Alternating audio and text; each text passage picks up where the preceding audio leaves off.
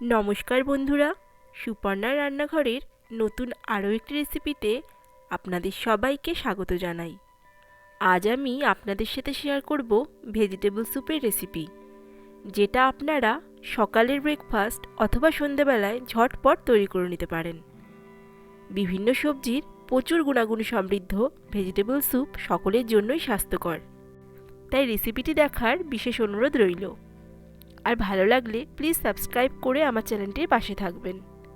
চলুন তাহলে আজকের স্বাস্থ্যকর সুস্বাদু ভেজিটেবল স্যুপের রেসিপিটি আপনাদের সাথে শেয়ার করে নিই।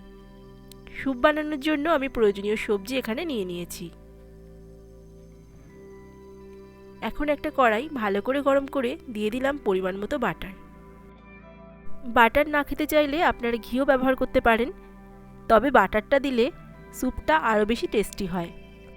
বাটারটা ভালো মতো মেল্ট হয়ে গেলে এখন আমি কিছুটা কুচিয়ে রাখা আদা আর রসুন দিয়ে দিলাম।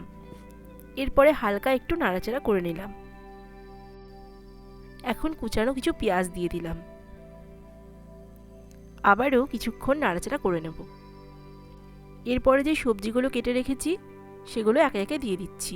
দিলাম বিনস, গাজর, ক্যাপসিকাম,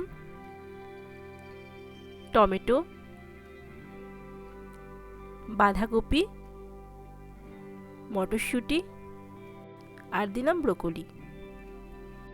এখন ভালো করে একটু নাড়াচাড়া করে বাটারের সাথে সবজিগুলোকে মিশিয়ে নেব। সকালে সবজি কাটার সময় না থাকলে আগের দিন সন্ধ্যেবেলায় সবজিগুলো কেটে ফ্রিজে স্টোর করে রাখতে পারেন। এরপরে দিয়ে দিলাম স্বাদ অনুসারে নুন। আবারও ভালো করে মিশিয়ে নেব। স্যুপের সবজি আলাদা করে ভাজা ভাজা করার কোনো দরকার নেই। কিছুক্ষণ নাড়াচাড়া করে নিয়ে তারপরে পরিমাণ মতো জল দিয়ে দিতে হবে। এখন আমি পরিমাণ মতো জল দিয়ে দিলাম। আরও একবার ভালো করে সবজিটাকে মিশিয়ে নেব। এখন ঢেকে দিয়ে সবজিটাকে সম্পূর্ণ সেদ্ধ হওয়া পর্যন্ত রান্না করে নেব। স্যুপের জন্য যে কর্নফ্লাওয়ার লাগবে সেটাকে এখন তৈরি করে নেব। তার জন্য আমি একটা বাটির মধ্যে নিলাম 1 চামচ পরিমাণ কর্নফ্লাওয়ার আর পরিমাণ মতো জল। এবার ভালো করে মিশিয়ে নেব। সবজিটাও একদম হয়ে এসেছে। এখন আবারও একটু নেড়েচেড়ে নেব। এখন আমি দিয়ে দিলাম কর্নফ্লাওয়ার মেশানো জলটা। আবারও একটু ভালো করে মিশিয়ে নেব।